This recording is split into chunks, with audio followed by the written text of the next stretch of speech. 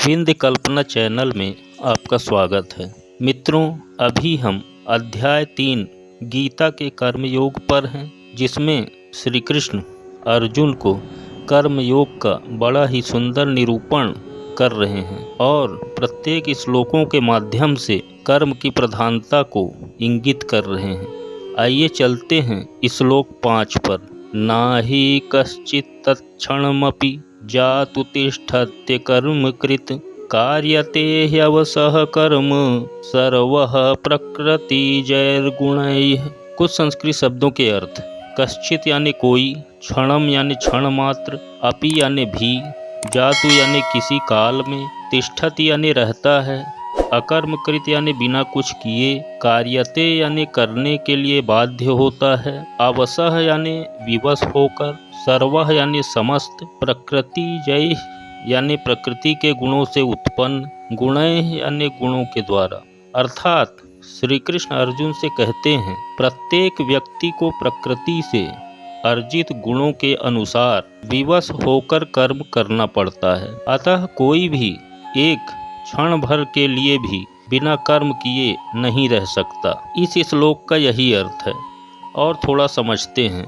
यह देहधारी जीवन का प्रश्न नहीं है, अपितु आत्मा का यह स्वभाव है कि वह सदैव सक्रिय रहता है। आत्मा की अनुपस्थिति में भौतिक शरीर हिल भी नहीं सकता। यह शरीर मृत वाहन के समान है, जो आत्मा द्वारा चलित होती है, क्योंकि आत्मा सदैव गतिशील या सक्रिय रहती है और वह एक क्षण के लिए भी नहीं रुक सकती। अतः आत्मा को कृष्ण भावना भावित के सत्कर्म में प्रवृत्त रखना चाहिए, अन्यथा वह माया द्वारा शासित कार्यों में प्रवृत्त होती रहेगी।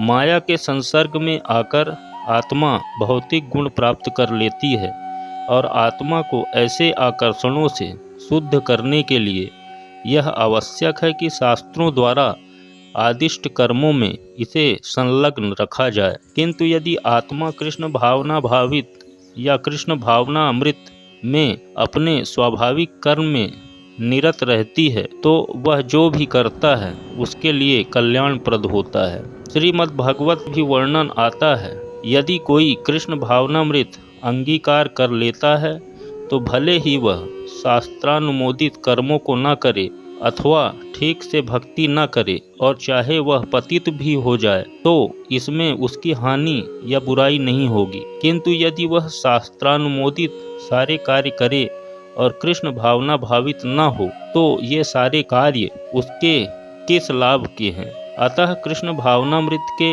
इस स्तर तक पहुँचने के लिए शुद्धिकरण की प्रक्रिया आवश्यक है। अतएव संन्यास या कोई भी शुद्धिकारी पद्धति कृष्ण भावनामृत के चरम लक्ष्य तक पहुँचने में सहायता देने के लिए है, क्योंकि उसके बिना सब कुछ व्यर्थ है।